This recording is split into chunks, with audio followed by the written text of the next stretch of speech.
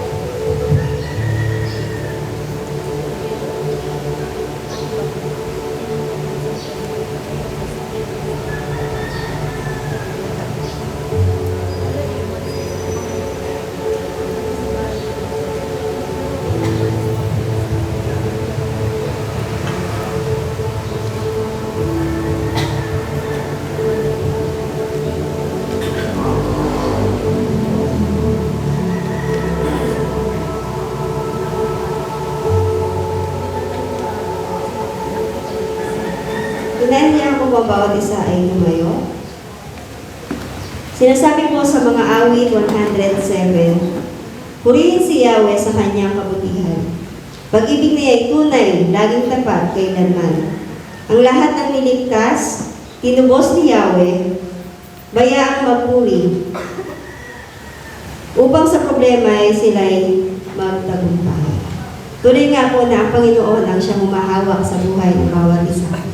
Tayo pong lahat ay manalangin.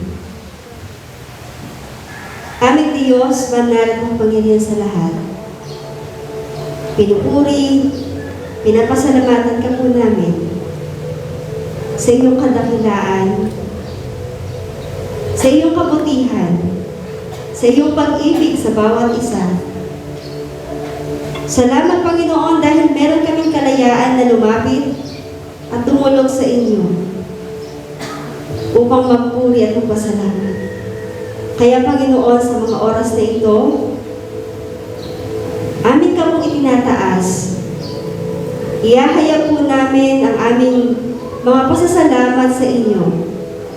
At nawa, Panginoon, ikaw siyang maitaas at mapurihan sa mga oras na ito. Amin din, Panginoon, idinadalangin na buksan niyo po ang aming mga puso. Ihanda ang aming mga isip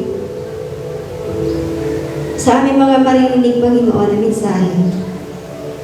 Maging, Panginoon, sa mga manggagawa ninyo na gagamitin dito sa aming harapan.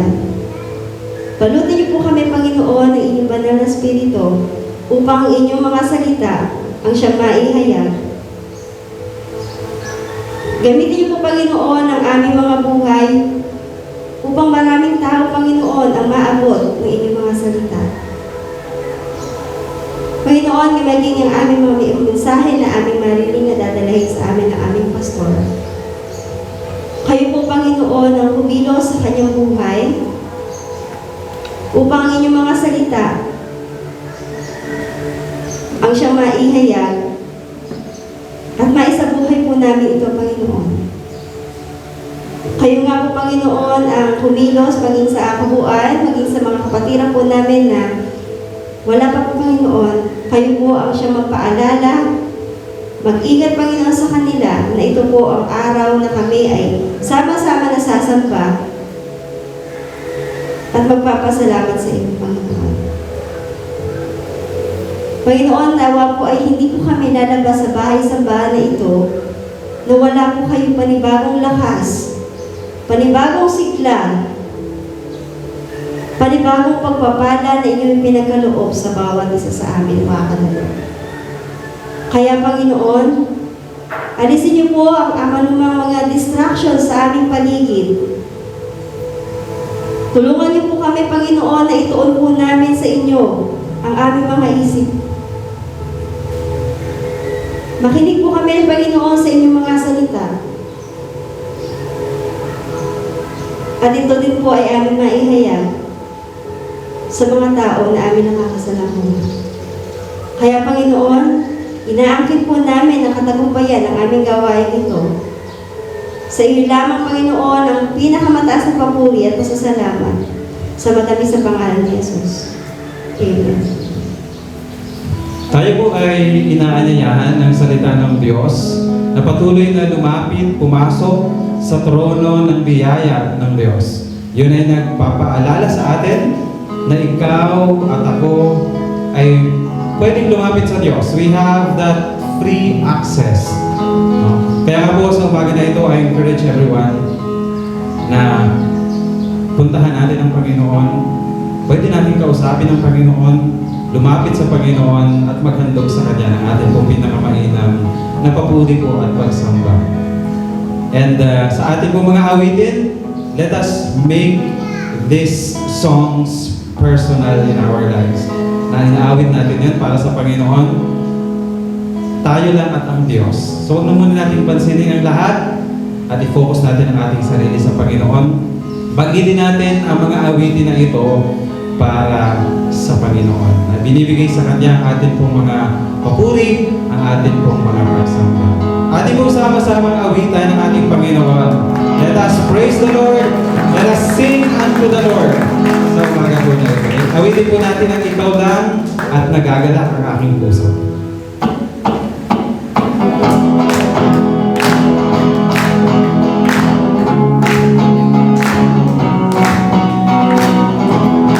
Sabi niya, ikaw lang ang pupurihin ko, ikaw lang ang ibigin ko. Ikaw lang ang pupurihin ko, ikaw lang ang ibigin ko, ikaw lang ang iniisip ko, ikaw lang, ikaw lang, ikaw lang. Ikaw lang ang pupurihin ko, ikaw lang ang ibigin ko, ikaw lang ang iniisip ko, ikaw lang, ikaw lang, ikaw lang. Walang katulad mo ang sa akin ang kapagbago, walang papantay sa tapat na pag-ibig mo. Puso ko ito inaalay sa'yo, buhay ko, gamitin mo. Ikaw lang ang nasa puso ko, ikaw lang ang pag-ibig ko, ikaw lang ang hinahanap ko, ikaw lang, ikaw lang, ikaw lang. Ikaw lang ang nasa puso ko, ikaw lang ang pag-ibig ko, ikaw lang ang hinahanap ko,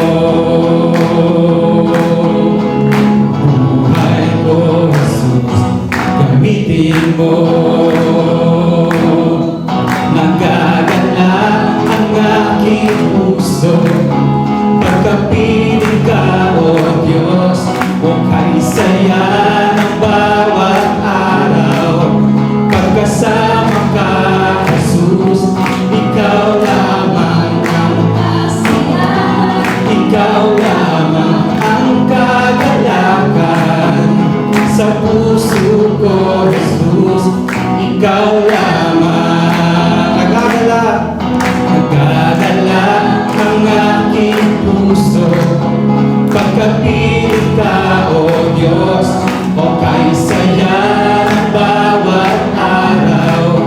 Pagkasama ka, Jesus, ikaw lamang ang kasiyahan, ikaw lamang ang kagalakan. Sa puso ko, Jesus, at sa habang panahon, di mangangamba.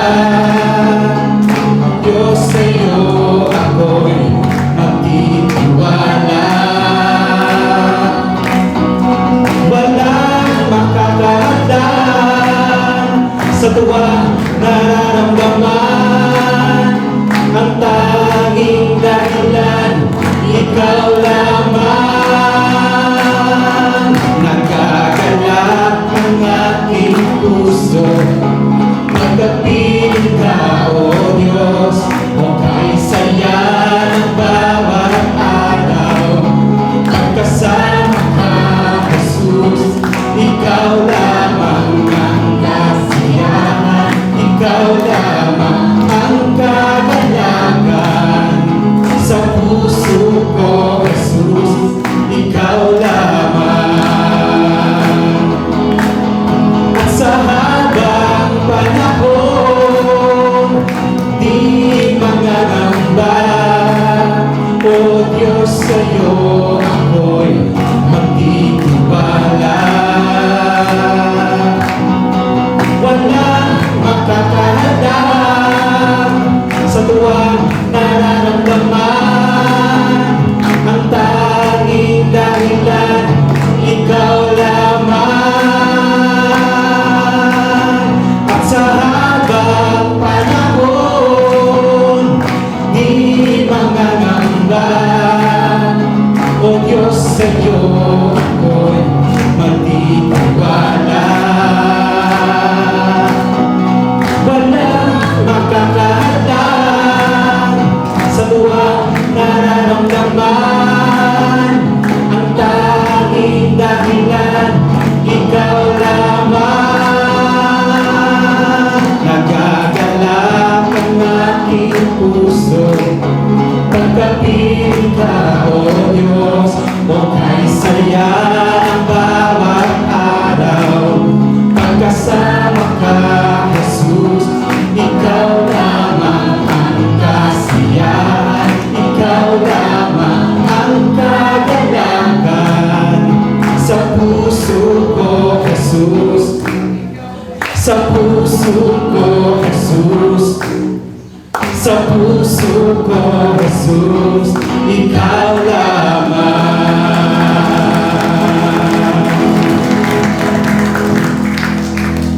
Tunay nga, Panginoon, na sa inyo lamang namin matatagpuan ang kasiyahan, ang kagalakan, maging ang kapayapaan ng aming puso. Kaya nga po sa pagkakataon na ito, patuloy po kaming nagnanais na maranasan ka, na makita ka, at mahandugan ka ng aming po mga papuring awitin at pagsamba. Tunay nga na mauuhaw ang aming mga puso kung hindi ka namin po mararanasan, Panginoon. O Diyos, sa biyaya po ninyo, katagpuin niyo po ang bawat isa sa amin. Pahintulutan niyo po kami, Panginoon, na makalapit sa inyo pong presensya. Salamat sa aming Panginoon Jesucristo, dahil sa Kanya, pwede kaming makalapit sa inyo, aming Diyos.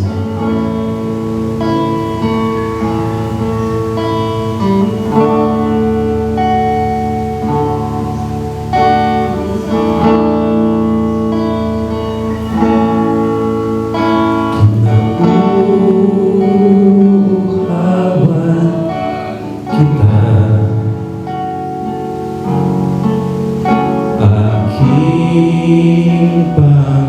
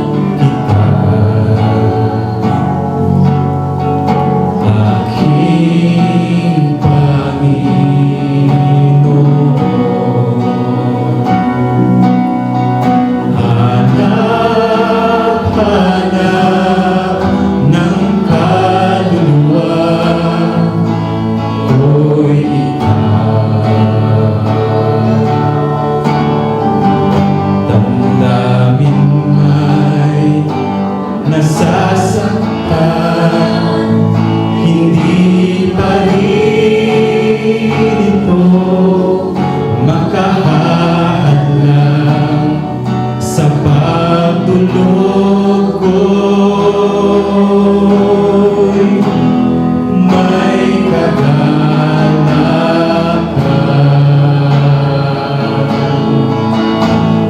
Wala akong ibang nais kundi ang makita ka. Kaluwalhatian mo'y maranasan tuwing pupurihin kita habang nabubuhay. Dakilain ka, O Diyos, sambahin ka.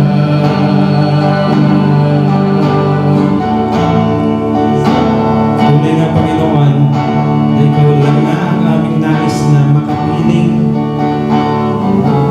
nais na handugan ng aming pong mga pag-awitin po na ito. Dahil sa inyo, mayroong kasiyahan, mayroong kagalakan sa puso, Panginoon.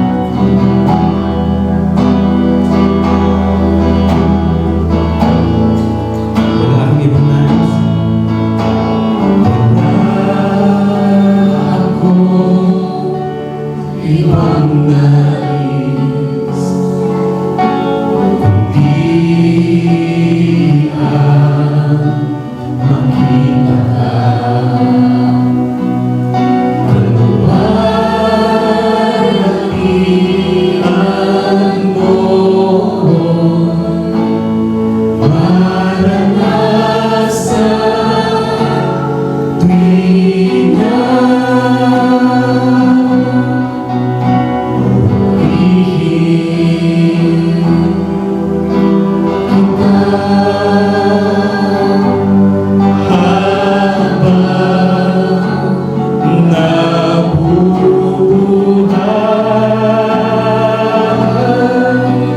Dakilain ka, O Diyos, sambahin ka.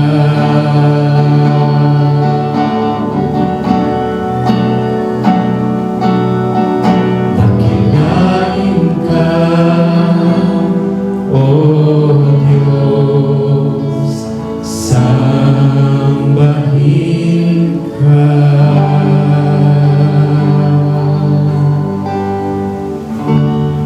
Makaupo na po tayo at patuloy tayong sumamba sa Panginoon. Aming Ama, tunay na dinadakila ka namin. Pinupuri ka namin, O Diyos. Salamat po sa inyong kabutihan, sa inyong hindi nagmamaliw na pag-ibig, sa inyong kabutihan na lagi naming nararanasan sa bawat araw. Salamat, Panginoon, sa inyong pong katapatan, hindi nagbabago, Panginoon. Salamat maging sa araw na ito na kami muli ay sama-samang nagkakatipon upang sumamba at magpuri sa iyong pangalan. Salamat sa kalakasan. Salamat sa tagumpay na binigay niyo sa amin upang makarating at makasama sa aming pong pananampalataya. Panginoon, kayo po ang siyang gumabay sa amin. Kayo po ang siyang mangusap sa amin. Kayo po ang siyang makinig sa amin. Kinikilala namin, Panginoon, ang iyong presensya sa aming kalagitnaan. Naririto ka. Ikaw ang nakakakita sa aming pagsamba. Nakikita niyo kami bilang mga individual at bilang isang kapulungan. Kaya po nais namin na ikaw ang aming maitaas at Salamat po, Panginoon, sa iyong mga pagpapala sa buong isang linggo, sa kalakasan at buhay, sa kalusugan, sa iyong mga provisyon sa aming mga pangailangan. Salamat po, Panginoon, sa pagkakaloob niyo po sa amin ng aming mga pangailangan. Salamat din po sa iyong pagkakaloob sa aming iglesia ng isang bagong laptop na aming nagagamit ngayon para sa pagsamba. Salamat po, O Diyos, na ikaw ang nagkakaloob sa mga pangailangan upang lalo pa naming mapagbuti ang aming pong paglilingkod at pagsamba. Salamat sa mga gawain na iyong tinaguyod sa buong isang linggo. Sa mga dumalo sa mga gawain, ang prayer meeting, Sunday service, sa youth fellowship, sa youth ministry, o YA fellowship, at maging sa aming children's ministry. Salamat po, Panginoon, na ginagamit po ninyo ang mga gawain ito upang kami po ay lumago sa aming pananampalataya at magkaroon kami ng pagkakataong makapaglingkod sa inyo. Salamat po sa aming mga growth groups na yung ginagamit niyo para sa aming mga discipleship program. Salamat sa iyong mga anak na ginagamit sa iba't ibang mga paglilingkod sa talento at kakayahan na yung binigay sa kanila. Gayun din po sa puso nila na nandoon po ang pagnanais na mapaglingkuran ka. Kayo po magbalik sa kanila ng pagpapala sa lahat po ng kanilang ginagawang paglilingkod sa inyo. Panginoon, gayon din po kami ay dumudulog, dinadalang din namin ang aming mga kahilingan. Una po ang aming mga kahilingan sa breakthrough sa aming mga buhay bilang mga mananampalataya at bilang iglesia. Ang breakthrough sa worship ng bawat isa, Panginoon, ay tunay na maunawaan ng pagsamba, ang kahalagahan nito at maging prioridad ito sa buhay. Breakthrough na makapagtagumpay sa anumang mga hadlang na ginagawa ng kaaway o maging ng aming mga sarili para sa gayon kami ay palagian na makasamba sa inyo sa araw-araw man at tuwing araw ng linggo. Gayun din dalangin namin ng breakthrough sa evangelism na ang aming iglesia po ay inyong papag-alabin para sa pagbabahagi ng mabuting balita. Bigyan mo kami, Panginoon, ng burden para sa mga taong wala pang pagkakilala sa inyo at pagmamahal na sila po ay aming mabahaginan yamang nalalaman namin na walang ibang daan ng kaligtasan kundi sa Jesucristo lamang. Panginoon, dalangin din namin ang breakthrough sa discipleship na kayo po ang maglagay sa puso, isipan ng bawat isa ng pagnanais na lumago sa pagiging alagad ninyo. Dumalo sa mga gawain na makapagpapatibay sa kanilang pananampalataya, makapagpapalago sa kanilang pananalig at relasyon. Gayun din, Panginoon, ang aming breakthrough sa testimony. Patuloy mo baguhin ang aming buhay na kung saan makikita sa amin ang magandang patotoo na magsisilbing hamon sa buhay ng mga makakakita nito na magnanais din sila na makilala si Kristo na siyang bumabago ng buhay namin. Panginoon, dalangin din namin ang breakthrough sa giving. Kayo po magturo sa amin na maging tapat sa pagkakaloob. Kayo po, Panginoon, ang magpatibay, magdagdag sa aming pananampalataya. At gayon din po, lagi namin isipin ng aming pagkakaloob ay kapahayagan ng aming pananampalataya at pagsamba. Tulungan mo po kami, Panginoon, na lagi pong tingnan ang aming pagkakaloob sa inyo bilang isang pribilehyong binigay ninyo para mapaglingkuran ka. Dalangin din namin ang aming mga pangailangan, ang aming mga financial needs. Dalangin namin, Panginoon, na kayo po ang siyang kakatagpo sa aming iba't ibang mga pangailangan para sa mga proyekto, para sa mga regular na budget ng iglesia, at sa iba't ibang mga pangailangan kaugnay ng aming pong mga gawain. Panginoon, kayo po ang siyang gumawa upang amin pong patuloy na makita ang inyong pong katapatan, ang iyong provision sa aming pong iglesia. Dalangin namin, Panginoon, ang aming mga leaders, ang aming mga pastor, Pastor Paul, Pastor Jessel, si Pastor Nat, Pastor Al, Pastor Billy at Pastor Romel. Na sa aming pamumuno po ng iyong iglesia, bigyan niyo kami ng karunungan at gabay na nagmumula sa inyo. Tulungan mo kami maging sensitibo sa direksyon na nais po ninyo para bawat iglesia na aming pinangunahan ay magawa po ang iyong dakilang kalooban. Dalangin namin ang aming mga diakono, si Brother Edwin, si Brother Carmelo, Brother Epoy, Brother Kim, Sister Mirna at Sister Ederly. Tulungan mo sila, Panginoon, sa pagpapatupad ng mga plano para sa pagsasaayos po ng aming mga proyekto at mga gawain sa iglesia. Dalangin namin ang aming mga iba pang officers, kayo din po, Panginoon, si Sister Lizelle, Sister Leonor, Sister Ronnie, Sister Helen, kayo din po ang aming mga committee chairpersons, Sister Angel, Sister Grace, Sister Jem, Sister Julie. Dalangin namin ang lahat po ng aming mga officers na ito ay gamitin po ninyo. Bigyan mo kami, Panginoon, ng kakayahan at karunungan para magampanan ng may katapatan ang iyong mga iniatang sa amin at maging instrumento kami para sa pag-unlad pa ng iyong mga gawain sa lugar na ito at maging sa aming mga outreaches. Dalangin din namin, Panginoon, ang Christ the Water of Life Church doon sa General Tino, ang Channel of God's Blessings Church sa Masbate, ang Believers Heart Formation Church sa Hong Kong, gayon din ang outreach namin sa Talugtog. Panginoon, gamitin niyo po ang mga gawain sa mga lugar na ito upang tumawag pa ng mga tao na makakakilala sa aming Panginoong Jesucristo. Gamitin niyo rin po ang mga gawain upang lalo pang lumalim sa pananampalataya at relasyon sa inyo ang mga kapatiran, mga may pagkakilala na sa aming Panginoong Jesucristo. Bigyan mo po, Panginoon, ng sigasig at init sa paglilingkod ng aming mga manggagawa. Puspusin niyo sila ng iyong banal na Espiritu sa kanilang bawat paglilingkod upang maging mabisang kasangkapan ninyo sa kanilang pakikipag-usap, sa kanilang pagbibisita, sa kanilang paghahayag ng iyong salita sa mga tao sa mga lugar na aming nabanggit. Tugunan niyo rin po ang mga pangailangang pinansyal sa iba't ibang mga outreaches na ito upang ang gawain po ay magpatuloy pa. Salamat po, Panginoon.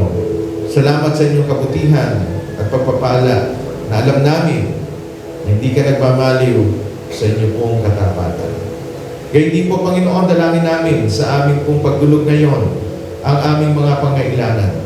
Kayo po nakakaalam ng aming mga kahilingan, subalit nais po ninyo na makita sa amin ang pagtitiwala, ang paglapit sa inyo.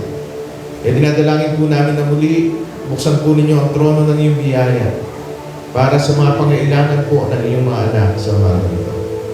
Sino man po, may mayroong mga mahalagang panalangin at kahilingan, inaanya ko pong tumayo at inyong ipanalangin yan sa Panginoon. Idulog niyo sa Panginoon na may pagtitiwala. Sabihin niyo sa Kanya ang nilalaman ng inyong puso.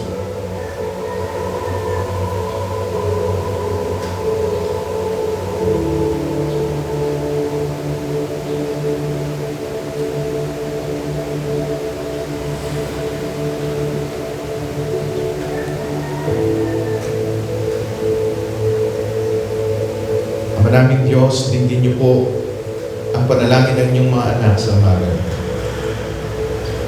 Tatagpuin niyo po sila ngayon sa kanilang mga puso. Maranasan nila, Panginoon, ang kapayapaang nagmumula sa inyo. Dagdagan mo po ang kanilang pananampalataya upang magtiwala sa inyo.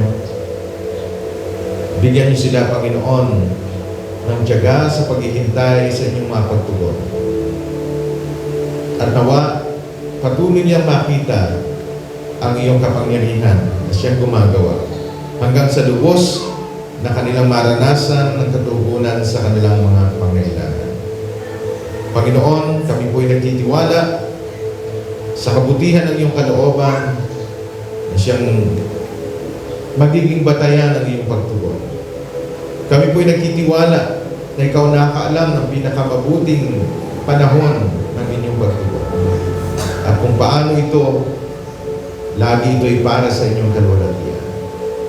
Panginoon, magministeryo po kayo sa buhay ng aming mga kapatid na ito.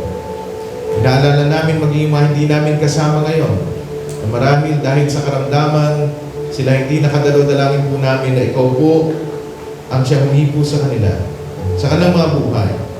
Marami sa amin ang may karamdaman ngayon, Panginoon, dalangin namin na kayo po ang siyang mag-iingat sa amin. At sa mga may karamdaman, kayo po ang mabilis na magpagaling sa kanilang mga nararamdaman. Maging maayos po muli ang kanilang kalusugan, makita at maranasan ang kalakasan na bumula sa inyo. Salamat po, O Diyos, sa inyo na pinagkakatiwala ang lahat ng ito at ang patuloy naming pagsamba sa inyo. Ito po ang aming dalangin sa pangalan ni Jesus. Amen.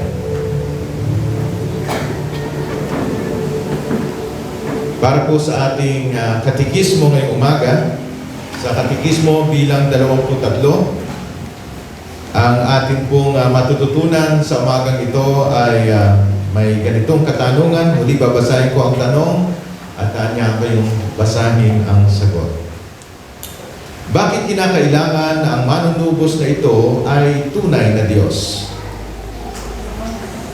Sagot?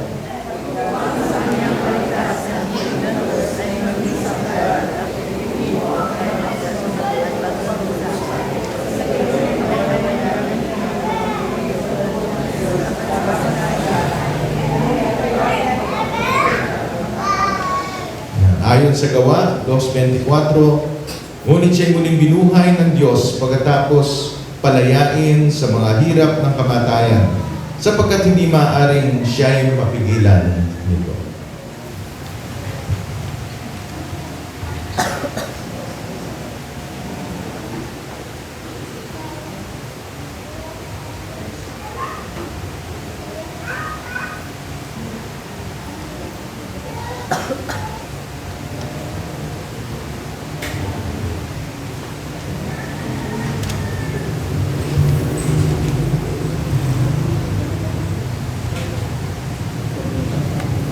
Para po sa pagbasa ng banal ng salata, natin ang lahat ay tumayo.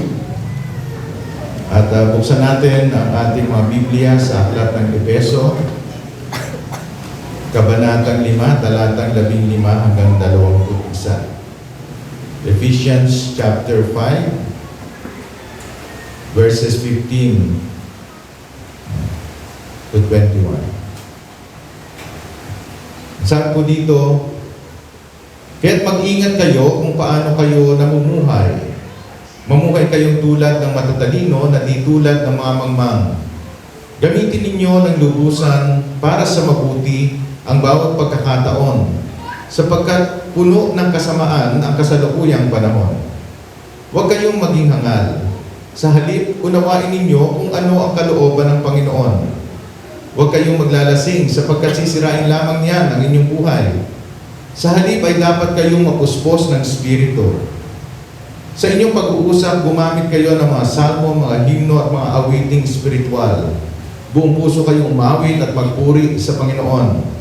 Lagi kayong magpasalamat sa Diyos na ating Ama dahil sa lahat ng bagay sa pangalan ng ating Panginoong Jesucristo. Pasakop kayo sa isa't isa bilang tanda ng inyong paggalang kay Kristo. Pagpalain nawa ng Diyos ang pagkabasa ng kanyang salita, tayo po'y manalangin. Ama naming Diyos na makapangyarihan sa lahat, dalangin po namin na muli sa amin pong pagbubulay-bulay ng iyong salita, ikaw po ang siyang mangusap sa amin. Makita namin, Panginoon, na malinaw ang iyong naisin at ito po ay maging kalakasan at pagpapala sa amin. Samahan niyo po kami at mangusap kayo sa amin sa pangalan ni Jesus. Amen.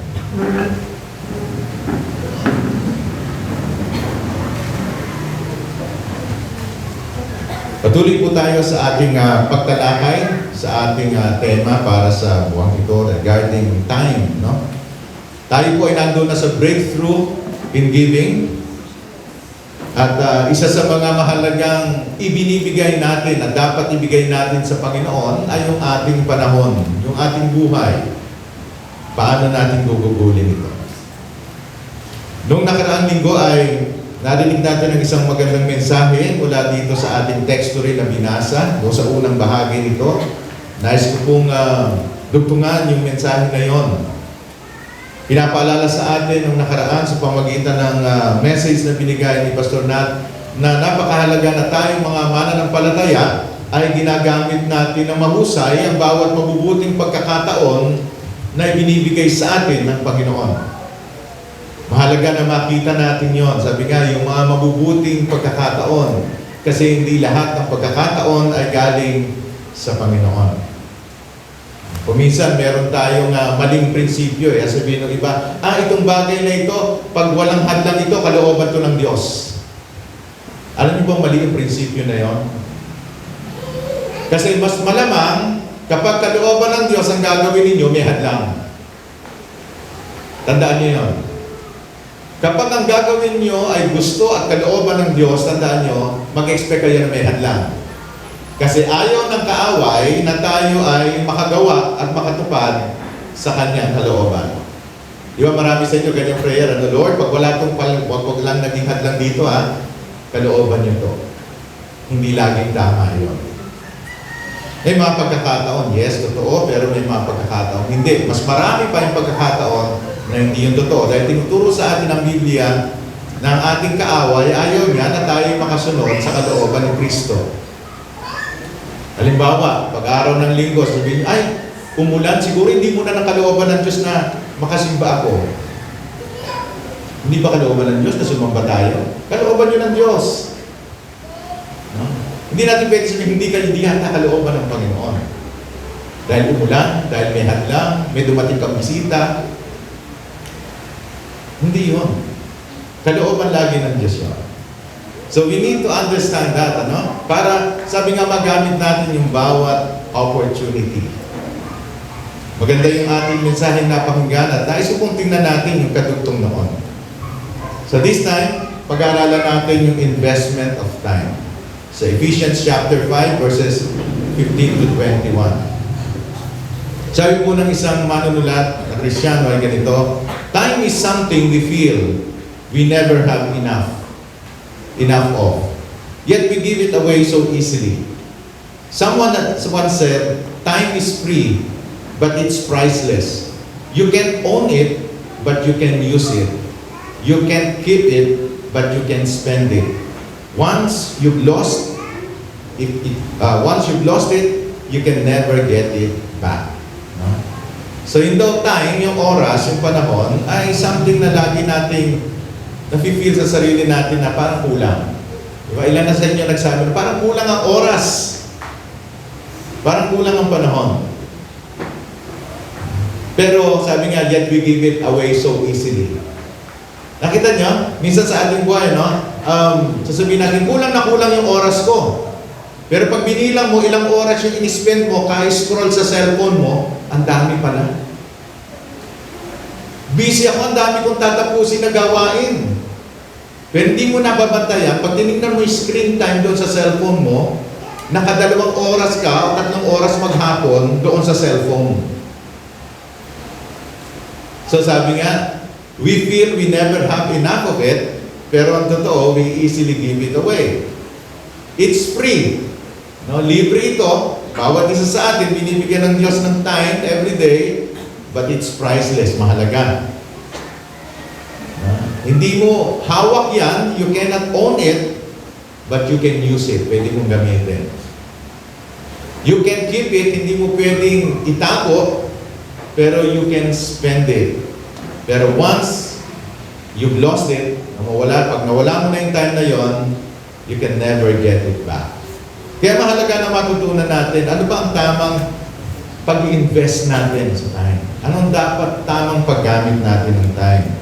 So basahin natin, bibigyan natin ulit yung Ephesians 5, 15 to 21. Sa English sabi doon, look carefully then how you walk, not as unwise, but as wise. Making the best use of the time because the days are evil. Therefore do not be foolish, but understand what the will of the Lord is.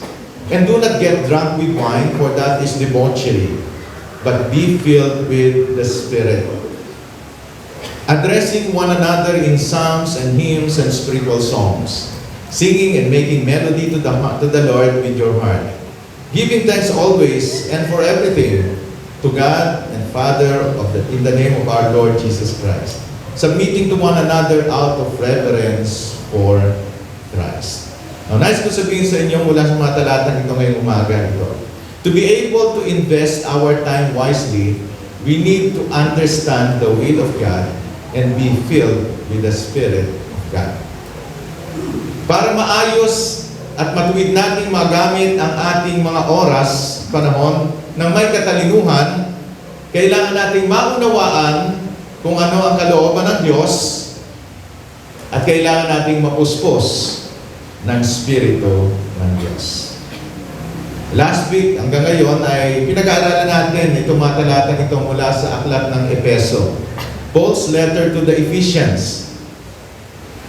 Mahalaga po na maunawaan natin, yung pong sulat ni Pablo sa mga taga-Epeso, madali lang makita yung outline niyan, Yung isang pastor, si Watchman Nee, ay simple lang yung kanyang pagkaka-outline doon sa kanyang book, sa buong book ng Ephesians.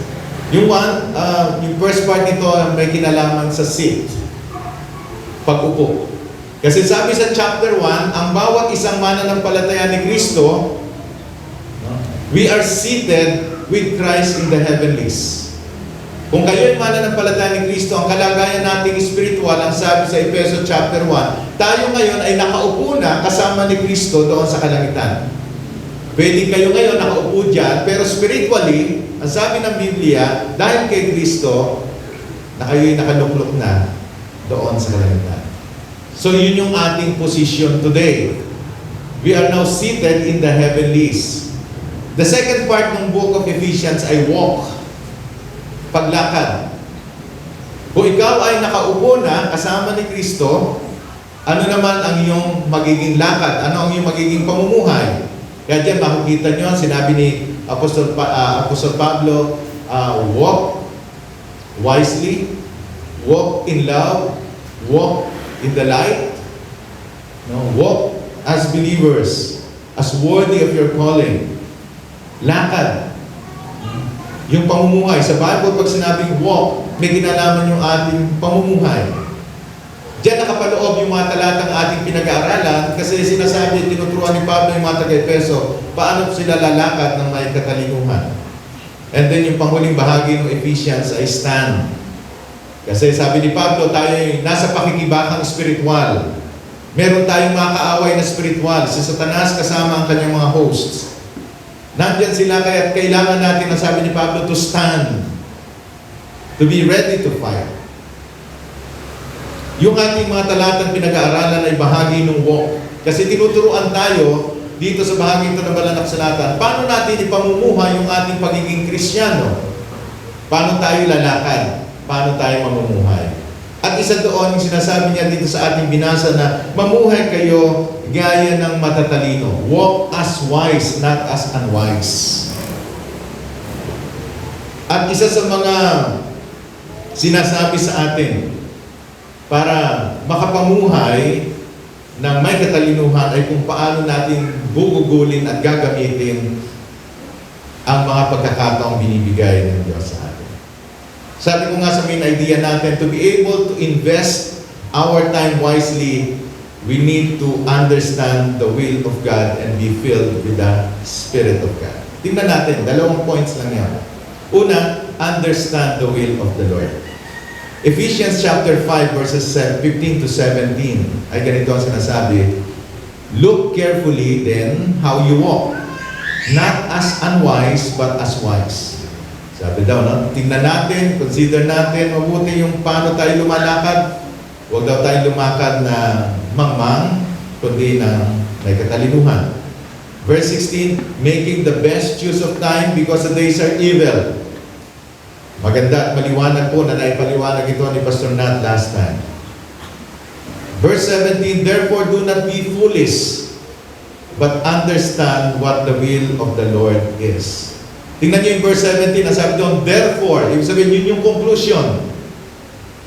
Ito yung pagbibigay ng conclusion at aplikasyon ni Pablo. Kung dapat nating samantalahin ang bawat pagkakataon. Sabi niya, anong gagawin natin? Therefore, do not be foolish. Huwag kayong maging mangmang. Paano tayo hindi magiging mangmang? Sabi niya, understand what the will of the Lord is. unawain ninyo kung ano ang kalooban ng Diyos. Nais ko unang sabihin patungkol sa kalooban ng Diyos that the will of the Lord is what He has already revealed in His Word. Yung kalooban ng Diyos na sinasabi dito ay yung kalooban ng Diyos na ipinahayag niya na sa atin. Na yun ang magiging basihan sa ating mga pagpapasya, sa ating mga ginagawa. God has already revealed the will of the Lord. Nasaan yun? Nasa kasulatan, nasa Biblia. Kaya minsan pag mayroong mga tao, Kristiyan nagsasabi, hindi ko alam kung anong kalooban ng Diyos dito sa bahaging ito ng aking buhay. Pwede mo malaman. Bakit? You go to the Bible. May mga prinsipyo ang Biblia na magtuturo sa iyo, magsasabi sa iyo kung yan ay kalooban ng Diyos.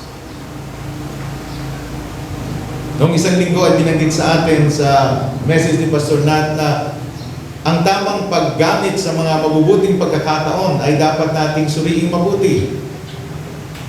Sabi nga, malalaman natin kung ito'y kalooban ng Diyos kung yung gagawin natin ay makakapaglapit sa atin sa goal na isinet ng Panginoon sa atin.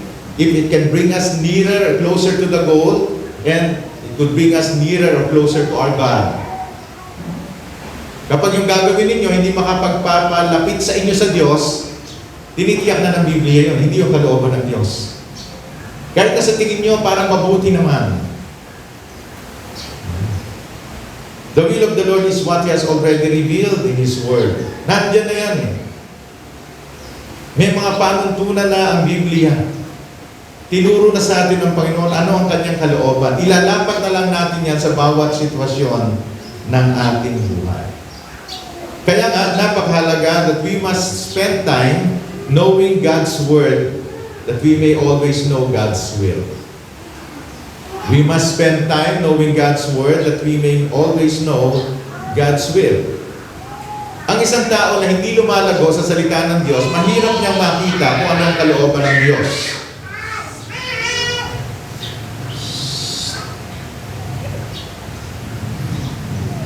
Yung mga bata sa labas, papasukin nyo kasi sila yung lumalaro doon sa mga bata sa loob. Ayun, sila Ella. Papasukin nyo. Kaya nag-iingay yung mga nasa loob, hindi po problema ng nasa loob na bata. Yung mga nasa labas, sila yung nilalaro nila sa bintana. So we must always spend time knowing God's Word. Kaya tayo minsan nahihirapan tayong alamin kung anong kalooban ng Diyos kasi hindi mo alam kung ano yung inihayag na ng Diyos. Binigay sa atin ng Panginoon ang Biblia para maunawaan natin ang kalooban niya. Or minsan, hindi natin maunawaan yung kalooban niya kasi kahit alam na natin mula sa Biblia, ayaw naman natin. Diba? Yun yung mga problema dyan eh. Kaya sabi ng Bible, know and understand what the will of the Lord is. So read your Bible, study your Bible to know God's will.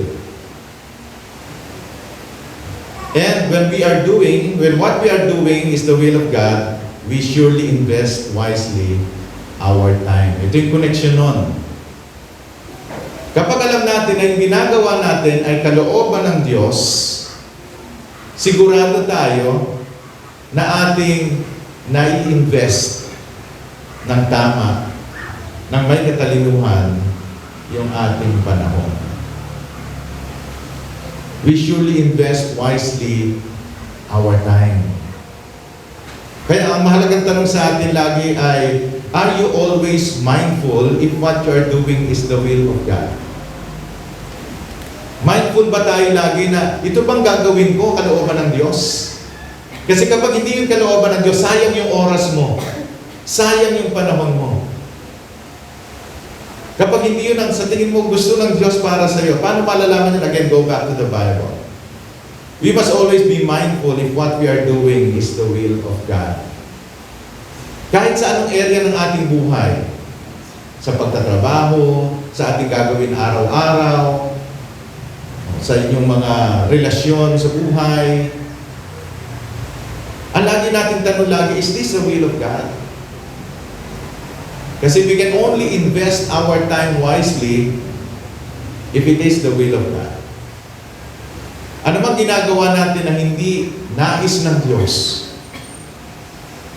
ay pagsayang lamang sa oras at hindi matalinong paggamit ng panahon at pagkakataong ibinigay ng Diyos. Understand the will of the Lord. Then second part is that always be filled by the Spirit of the Lord. Konektado yan dalawa. Kailangan natin unawain yung kalooban ng Diyos. Pero para magawa mo naman ang kalooban ng Diyos, you must be filled by the Spirit of the Lord. Knowing and understanding God's will is one thing, doing God's will is another. Sabi ko nga sa inyo kanina, pwedeng alam natin kung ano yung kalooban ng Diyos, napag-aralan mo na yun sa Biblia, alam mo kung ano tinuturo ng Biblia, pero minsan hindi mo pa magawa. Bakit? Dito tayo sa second part. You're not filled with the Spirit of God. Hindi ka puspos ng Espiritu ng Diyos. Tingnan natin ito, pag-aralan natin anong ibig sabihin niyan. Ang sabi ito sa verse 18, "And do not get drunk with wine," huwag kayong magpakalasing sa alak, "for that is debauchery. But be filled with the Spirit." Dalawa yung utos dyan na magka-contrast na pinakita. Ano yung unang utos? Do not get drunk with wine. Huwag kayong magpakalasing sa alak. Then the second command na contrast doon sa una is, "But be filled with the Spirit." Sa halip, maging puspos kayo ng Espiritu Santo. Anong ibig sabihin niya? Una, dapat natin maunawaan at inuutos sa atin dyan that we must refrain from doing anything that will make us live foolishly.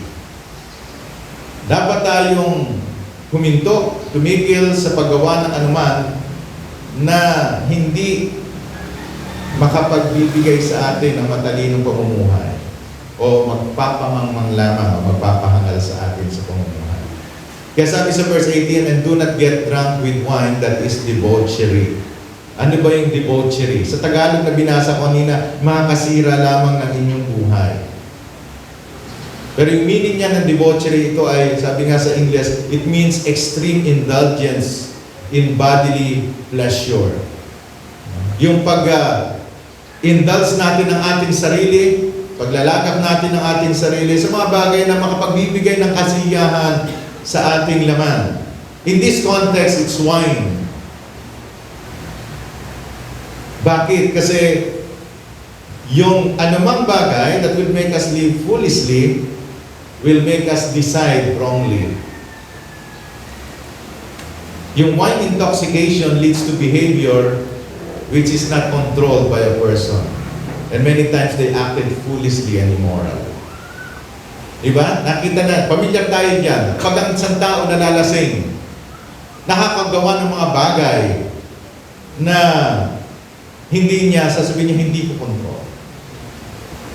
Meron akong tiyuhin nun, gano'n, umaga pa lamang, almusal niya na. Kung tayo ang almusal natin, kape siya tandway. Umaga pa lang, nakatagay na yan, nakaisang lapad na yan. Alas 9 pa lang ng umaga, panay na kung ano na sinasabi niya, pinagmumura lahat. Yung mga pamangkin ko, minumura, ganyan-ganyan.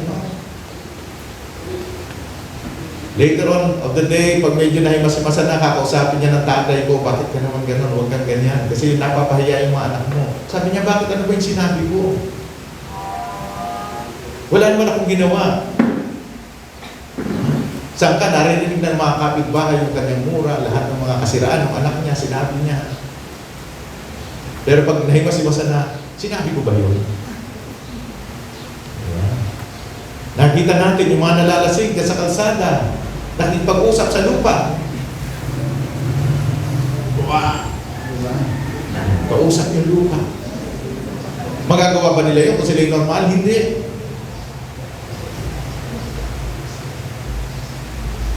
Person who has been drunk, mawala yung control nila sa kanilang sarili at nakagawa sila ng mga foolish things. Pag nanonood tayo ng balita sa TV, nakita natin yung mga nangyayari na hindi kanais-nais.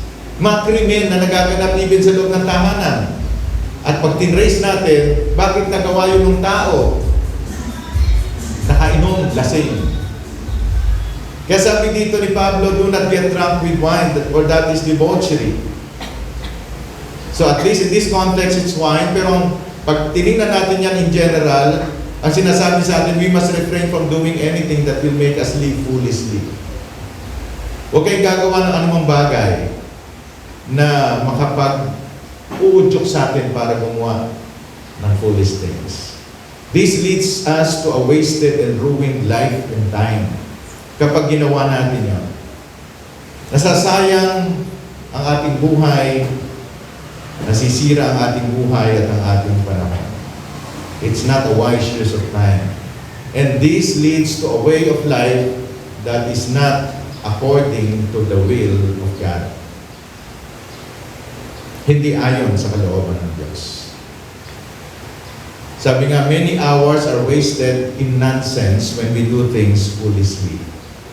Maraming oras yung nasasayang kapag gumagawa tayo ng mga bagay na pawang kamalan. Ang dali pa namang mag-aksaya ng oras, di ba? Kaya nga even sa PBS yan, nandun sila Erica mga estudyante. Madalas reklamo mga estudyante, wala kaming time. Wala kaming time para gawin yung mga requirements. Pwede nga. Itingnan nyo yung time ng screen time nyo sa cellphone, how much? Napansin nyo ba, pag umaga, pag magde-devotion kayo, gamit nyo yung cellphone, Bible nyo, sisimulan nyo lang muna, tingnan ko kung may message. Nag-start sa pagtingin sa isang message, hindi mo napansin, naka-isang oras ka na, magde-devotion ka na, kalimutan mo na. Kaya pinapayo ka, kung magde-devotion kayo, mas maganda, huwag nyo gamitin yung cellphone nyo. Hindi kayo makakapag-devotion. Gagawa kaaway niyan. Maraming magte-text sa inyo. Maraming pakikita sa inyong mga kaakit-akit na post sa Facebook.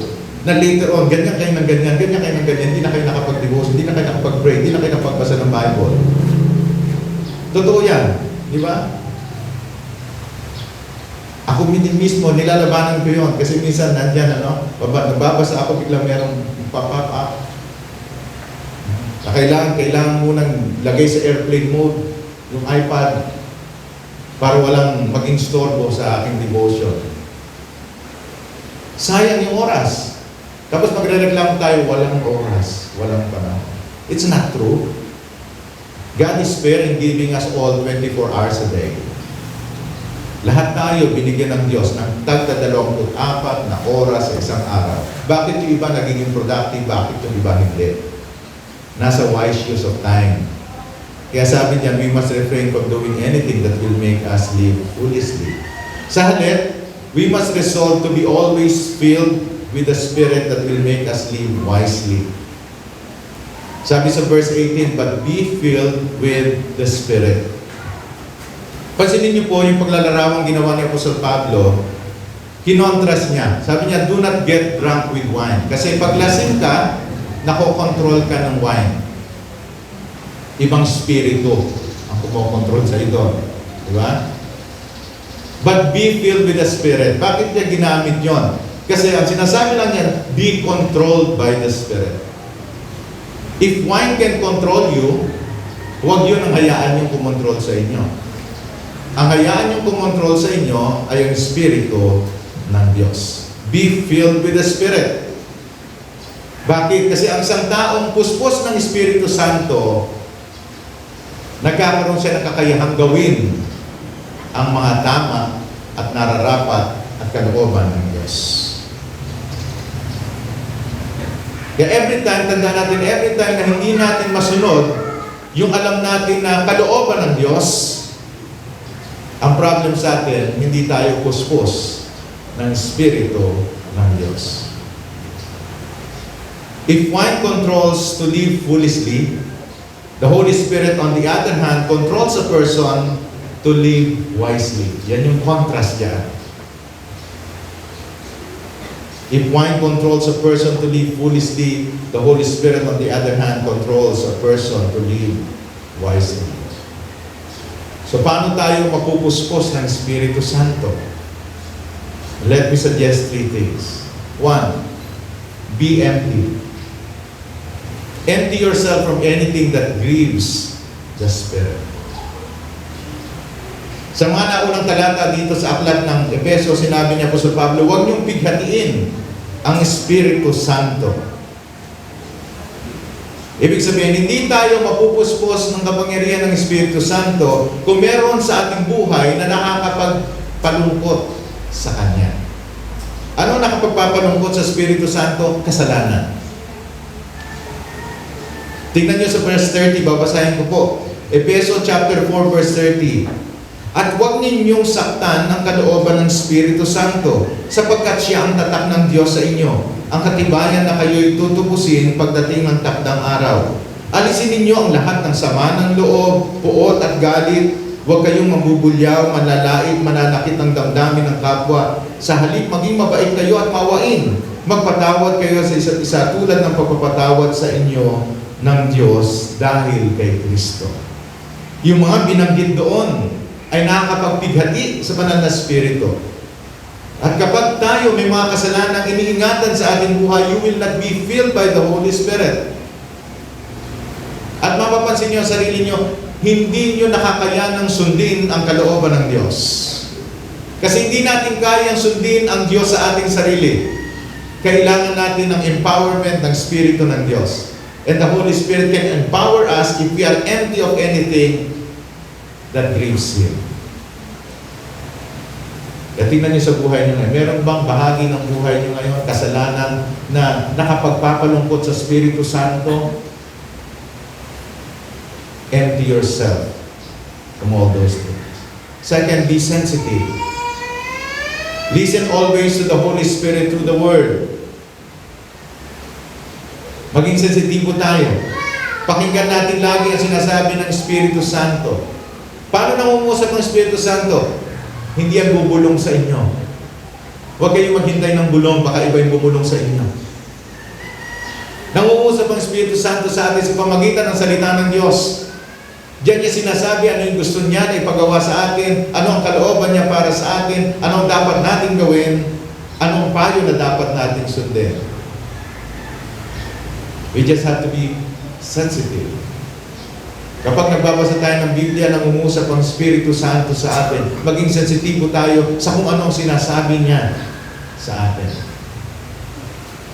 Minsan kasi nagbabasa lang tayo ng Biblia na parang nagbabasa lang ng comics o ng simpleng libro. Hindi. Pag nagbabasa tayo ng Biblia, lagi natin isipin, kinakausap tayo ng Diyos sa pamagitan ng Espiritu Santo, sa pamagitan ng mga salitang niya. Listen. Be sensitive. And then third, be open. Be willing to do whatever He asks you to do. Maging bukas ka. Kung anong pinapagawa sa ng Espiritu Santo, gawin mo. Be willing to do whatever He asks of you. Kasi kapag hindi tayo masunod, hindi tayo bukas naman sa pagkinig niya, ganun din. Natin may pinagagawa na siya, ayaw pa natin. At darating yung time, maaaring hindi na natin maramdaman yung pagkausap niya sa atin. There was a time na gabiyahin kami, di ba ngayon sa biyahe, uso yung Waze. Di ba? Minsan kami ni Helen ganyan, hindi natin alam yung pupuntahan natin, i-Waze natin, Waze. Kaya lang minsan yung waste of time, no? Minsan saan ka pa pupuntahin, no? Pero Waze, di ba? Minsan alam na namin yung pupuntahan namin, pero sige, para sigurado mag-Waze. So, sabihin ng Waze, pagdating na sa Santang Metro, lumabig ko sa kanan. Hindi ko sinusunod yun kasi alam ko na yung dadaanan ko. Ang daming command ng Waze. Hindi ko sinusunod kasi alam ko na yung pupuntahan ko. Minsan ayaw na magsalita ng Waze. Sabi ko, nagtampo na. Nagtampo na. Ang Espiritu Santo, napipigati din pag di natin sinusunod. Ang dami niya nang pinapagawa sa'yo, gawin mo to, gawin mo yan, gawin mo ito, gawin mo yan, ikaw naman ayaw mo. You will not be filled by the Spirit. Pag dumating yung time na kailangan mo siya, baka hindi mo maranasan yung kanyang pagkilos sa buhay. Be open. Maging bukas tayo. Even sa mga paglilingkod, kung anong paglilingkod ang gagawin niyo sa Panginoon, be open. Saan ang sinasabi ng Banal na Espiritu sa inyo? Minsan yung paglilingkod o ministry na gusto natin gawin, na hindi yun ang gusto ng Espiritu Santo para sa atin. Be open. At pag tayo napuspos ng Espiritu Santo, diyan, ma-invest natin ang tama yung ating time. Bakit? Yung mga sumunod na talata, makikita natin kung anong resulta ng pagiging puspos ng Espiritu Santo. Una, it leads us to an edifying life. Ang buhay na puspos ng Espiritu Santo, nagli-lead sa atin, kulang ng S pala yung nilagay ko, it leads us, dapat may S. Wrong grammar. It leads us to an edifying life. Sabi sa verse 19, addressing one another in psalms and hymns and spiritual songs. Anong ibig sabihin nun? Kakanta ka ng lagi? Hindi. Ibig sabihin nun, kapag ikaw napuspos ng Espiritu Santo, nagkakaroon ka ng desire para palakasin ang iyong kapatid. May it be through psalms and hymns and spiritual songs. Nagiging blessing yung buhay mo sa iba. Nakaka-edify ka. Nakapagpapalakas ka sa iba. So maganda tanongin natin yan sa buhay natin. Is your life edifying to others? Ang inyong buhay ba ay nakapagpapalakas sa iba? Dahil ang puspos ng Espiritu Santo, buhay na nakaka-edify. If our life is not edifying other people, then we are not filled by the Spirit. Second, it leads us to a worshipful life. To a worshipful life. Singing and making melody to the Lord with your heart. So dapat, ang isang tao na puspos ng Espiritu Santo nagiging masarap sumamba. Kaya sabi niya, singing and making melody to the Lord with your heart. Umaawit ka. Tuwan-tuwa ka na magpuri sa Panginoon. Kung ikaw hindi natutuwa magpuri sa Panginoon, direct ako sasabihin, hindi ka filled ng Espiritu Santo ng Diyos. Kung kanina hindi ka nag-enjoy umawit sa Panginoon, hindi ka filled ng Espiritu ng Diyos. Merong ibang pumupuspos sa iyo ngayon. Ibig sabihin, merong ibang bagay na nasa panlooban mong puso. Hindi ko sinasabing puspos kayo ng ibang Espiritu. Ibig sabihin, merong iba na umuukupan ng iyong puso at isipan, kaya hindi mo na-enjoy ang Diyos. A person who is truly filled with the Spirit leads a worshipful life. And third, sumunod, it leads us to a grateful life. Pasalamat. Verse 20, giving thanks always and for everything to God the Father in the name of our Lord Jesus Christ. Madalas ka ba nagpapasalamat sa mga bagay na meron ka? A person who is filled with the Spirit, nagiging mapagpasalamat. Saan? Tingnan nyo. Giving thanks saan? Always, lagi, and for everything. Sa lahat ng bagay. Ang kabaligtaran niyan, ang isang Kristiyano na puspos ng Espiritu Santo, mapagpasalamat. Ang kabaligtaran nun, ang isang Kristiyano hindi puspos ng Espiritu Santo, maraming reklamo sa buhay. Konting bagay lang, reklamo na. May mga taong gano'n. Uminit lang ng konti, naman napakalisama naman dito sa church na to. Pero iba nagpapasalamat dahil maganda-ganda na yung church natin ngayon. Yung Kristyano hindi puspos ng Espiritu Santo, ano ba yan? Ba di ba yata napipinturahan yung mga ng church? Yung isang Kristyano puspos ng Espiritu Santo, Lord, salamat. Kasi dati nga, ang liit ng church namin.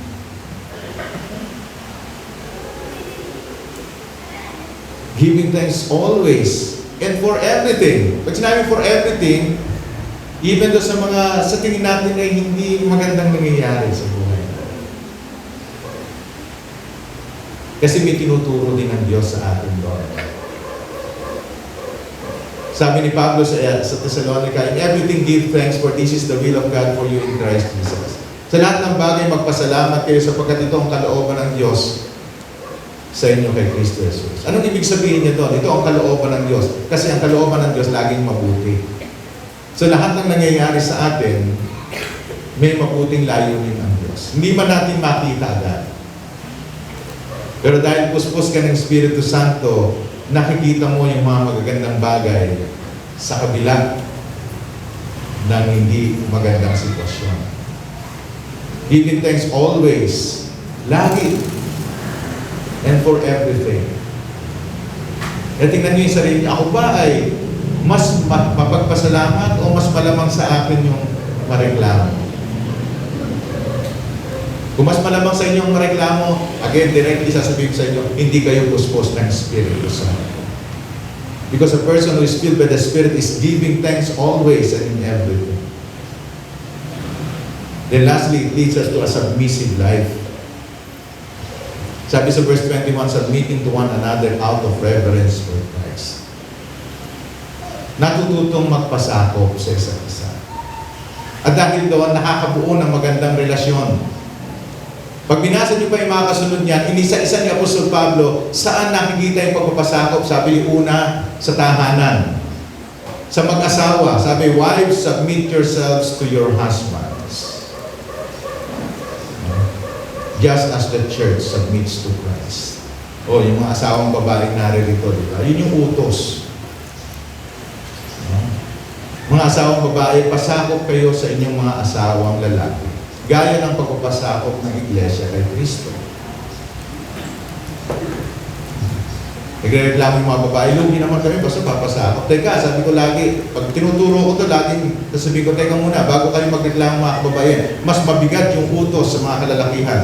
Pag binasa nyo ito sa Efeso, ang sabi, mga asawang lalaki, ibigin ninyo ang mga asawa niyong babae, gaya ng pagmamahal ni Kristo sa iglesia, kaya ibinigay niya ang buhay niya dito. Sabi ko, alin ang mas mahirap? Magpasakop o magpakamatay? Kasi ang utos sa lalaki, dapat handa ka magpakamatay para sa iyong asawa. Sa babae, magpasakop. At pag yun meron sa tahanan, masarap ang pamilya. Ganon din yung kasunod nun. Ang sabi mga anak, ina-address ni Pablo yung mga Kristiyanong anak. Respect, obey your parents, honor your father and your mother. Isipin niyo, no? Pag meron gano'n, nagiging productive yung buhay, nagiging masaya yung buhay. Even sa family. Then, dugtong niyo ba yan? Sinasabi niyan, even yung mga master sa slaves, slave sa master, nandoon yung submission. So sinasabi ni Pablo, if you are filled by the Spirit, yung buhay mo, magiging mabunga, magiging productive sa anumang relasyon mo, sa pamilya, sa trabaho, sa iyong mga kamanggagawa, etc. It leads us to submissive. Kaya napakahalaga nun, be filled with the Spirit. Nakita natin yung isang linggo yung magandang prinsipyo na tingnan natin, samantalahin natin ang bawat pagkakataon. Mabuting pagkakataon. Lagi natin isipin, ito ba ay makapaglalapit sa akin sa goal, sa layunin ng Diyos sa akin? At ito ay makapaglalapit sa Diyos sa akin. Kapag ang isang bagay na gagawin nyo hindi makapaglalapit sa inyo sa Diyos, maliwanag hindi kayo over ng Diyos. Pero sabi pa rin sa pinag-aralan natin, for you to be able to invest your time wisely, understand the will of the Lord. Kasi ang mahusay na paggamit ng panahon ay yung ayon sa kalooban ng Diyos. And be filled with the Spirit.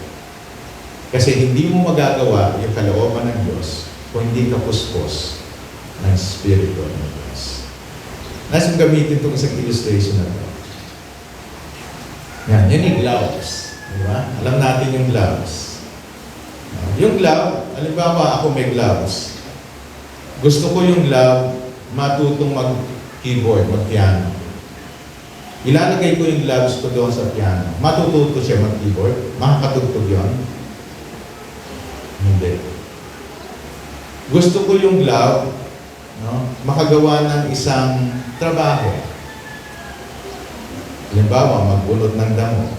So ilalagay ko yung gloves ko sa mga damo. Makakapagbunot siya ng damo? Hindi. Yung gloves mismo sa sarili niya, wala siyang magagawa, right? Paano magiging mabunga yung gloves? Ganito.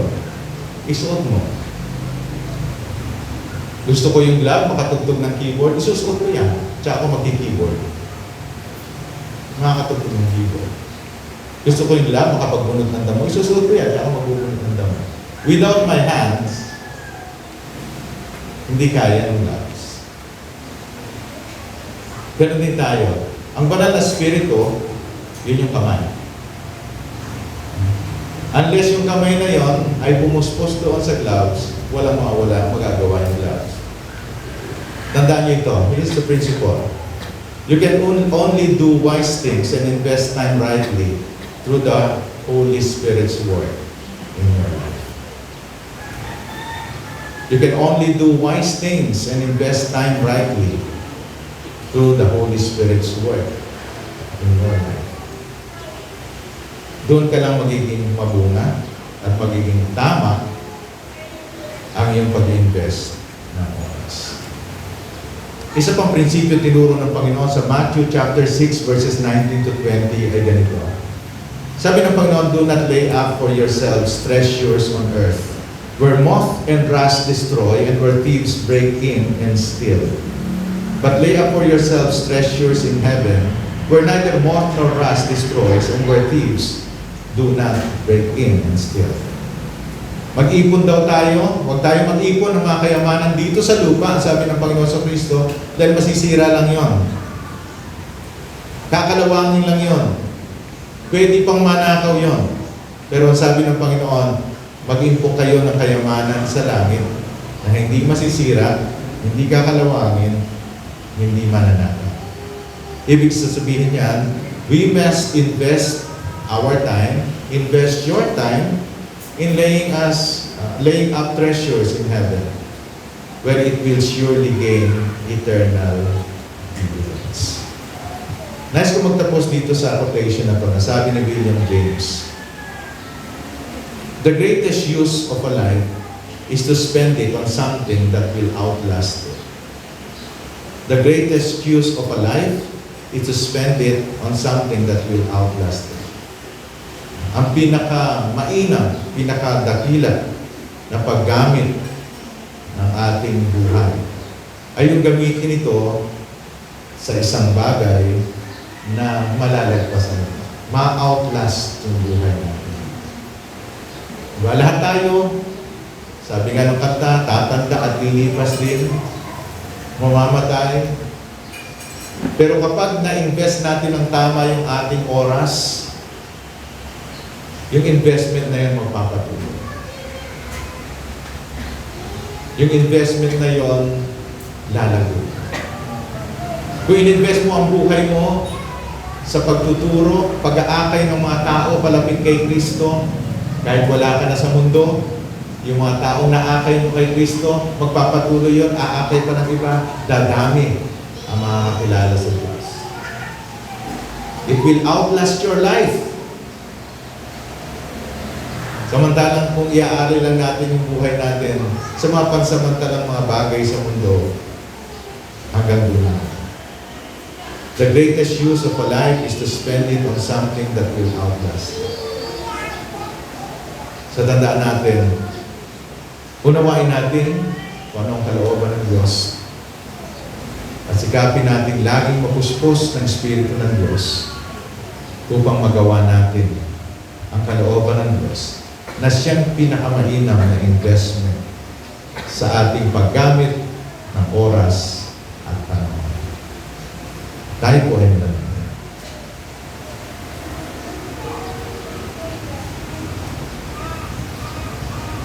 Paano nyo ginagamit ang inyong panahon, ang inyong oras?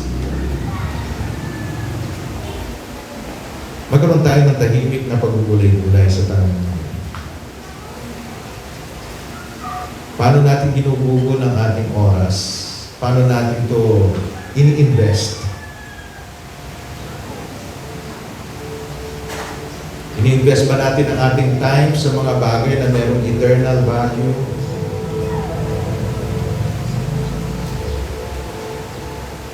Ini-invest ba natin yung ating time sa pagsunod sa kalooban ng Diyos?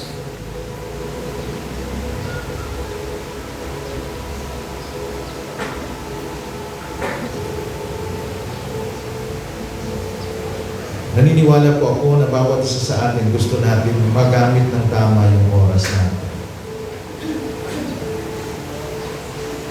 Dahil napag-aralan din natin na hindi natin kayang gawin yun sa ating sarili, we need to be filled by the Spirit of God. Ninanais mo ba na sa araw-araw ikaw ang puspos ng Espiritu ng Diyos?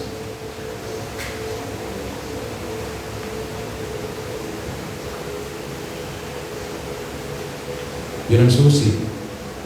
Para magamit natin ang tama, mahusay, matalino ang ating oras. Be empty. Alisin natin sa ating sarili ang anumang mga bagay na nakapagpapalungkot sa Espiritu Santo. Be sensitive sa anumang pinagagawa niya sa iyo. And be open to obey. Ano man yung pagkagawa niya, maging bukas ka. Siya mismo ang mabibigay sa iyo ng lakas at kapangyarihan para magawa ang kalooban ng Diyos. Na siyang pinakamainam na pag-i-invest ng ating time. Panginoon, nagpapasalamat po kami sa mga paalala niyo sa amin tungo sa matalinong paggamit ng aming mga oras at panahon ng aming mismong buhay. Salamat po dahil kayo ang Diyos na siyang kumikilos, Panginoon, sa amin, nagtuturo. Salamat po dahil ang inyong kalooban ay inyong inihayag na sa banal na kasulatan na pwede naming maging batayan at panuntunan para makita kung ang aming mga ginagawa ay meron bang magandang halaga bilang investment sa buhay na ito at maging sa walang hanggan. Panginoon, dalangin ko po, naturuan niyo po kami lagi na sa bawat pagkakataon aming iisipin kung ang aming ginagawa ay inyong kalooban. At kung makita man namin ang kalooban ninyo sa bawat sitwasyon, puspusin mo kami ng iyong Espiritu para magawa ito. Help us to spend our time wisely. Gamitin ang aming buhay at panahon sa mga bagay that will outlast even our life itself. Salamat po, O Diyos. Dalangin po namin. Help us, Lord, to be wise investors of time.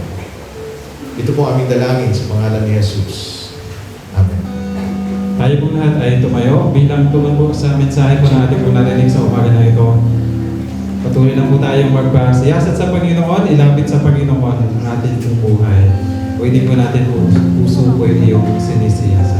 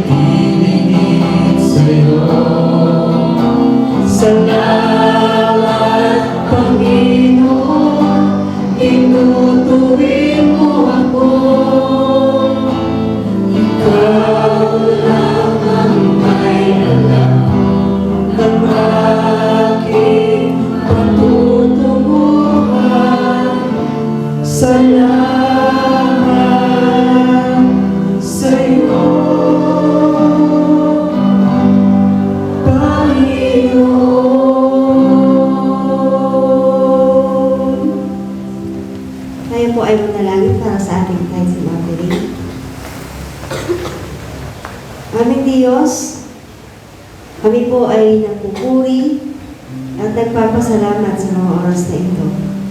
Dahil Ikaw ang aming Diyos na mapagbiyaya, tumutugon sa aming mga dalangin, Panginoon. Kaya Lord, sa mga oras na ito, hayaan po ninyo na kami ay magkaloob, maghandog ng aming mga ikabong. Nawa po ay matagpuan mo po ang aming mga puso na merong kagalakan sa pagbibigay dahil ang lahat ng ito ay nagmumula lamang po sa inyo. Maraming salamat, Panginoon, sa iyong patuloy na pagtugon sa aming mga pangailangan. Kaya, Panginoon, malugod ka po sa aming mga ibibigay sa inyo. Alisin niyo po, Panginoon, ang anumang panghihinayang sa aming mga puso. Bagos palitan niyo po ito ng may nakagalakan, palitan niyo po ito ng merong pagtitiwala na ibabalik niyo po ito sa amin ng siksik at hindi na tumaakaw. Kaya Panginoon, amin pong ininadalangin na patuloy niyo po itong gamitin sa patuloy na gawain ng inyong iglesia. At marami na pong tao ang maabot sa pamamagitan po ng aming mga tayo sa pagkiling. Ikaw po siya, patuloy na mamuna at gumabay sa aming ikaw muna ito. Ito po ang aming dalangin sa matamis sa pangalan ni Jesus. Amen. Tayo pong lahat ay tumayo para sa ating pangwakas na panalangin. Ama naming Diyos, kami po ay nagpapasalamat muli sa aming naging pananambahan ngayong umagang ito. Salamat po, Panginoon, sa mga awitin na naging daan upang aming ipahayag sa inyo ang aming pagsamba, pagpupuri at pasalamat. Salamat sa mga panalangin na inyo pong dininig sa pagkakataong makapagkaloob sa iba't ibang mga proyekto. Salamat po, Panginoon, maging sa iyong mga salita na aming napagulay-gulay. Gayun din po sa presensya ng bawat isa, alam po namin na isang kagalakan po, makita ninyo kami na sama-sama, nagpupuri, sumasamba sa inyong dakilang pangalan. Kaya Panginoon, dalangin namin na sa pagharap namin sa panibagong mga araw, Ikaw po, Panginoon, ang magbigay sa amin ng kalakasan, pagpapala na nagmumula po sa inyo.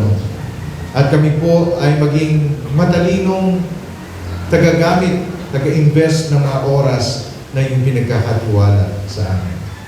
Gawad niyo po sa amin, Panginoon, ang iyong pagpapala para sa ikaluwalhati ng iyong pangalan. Sumati naman din nagmamaliw na pag-ibig ng ating Diyos Ama, ang biyaya sa pamagitan ng ating Panginoong Jesucristo, at ang gabay at pagbibisan ng Espiritu Santo ay sa ating lahat, ngayon at magpakailanman. Amen.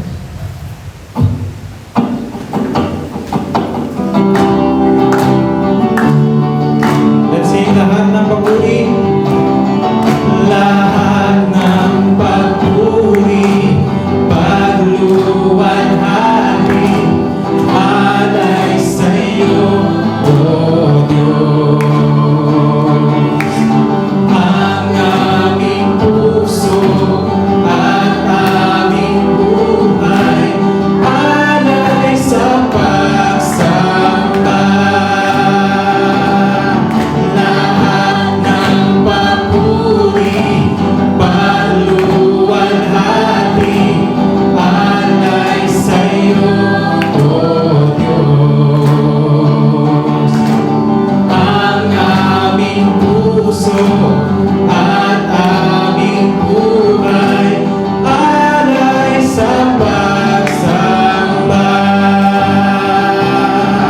Lahat ng papuri, paluwalhati, alay sa iyo, O Diyos. Ang aming puso at aming buhay,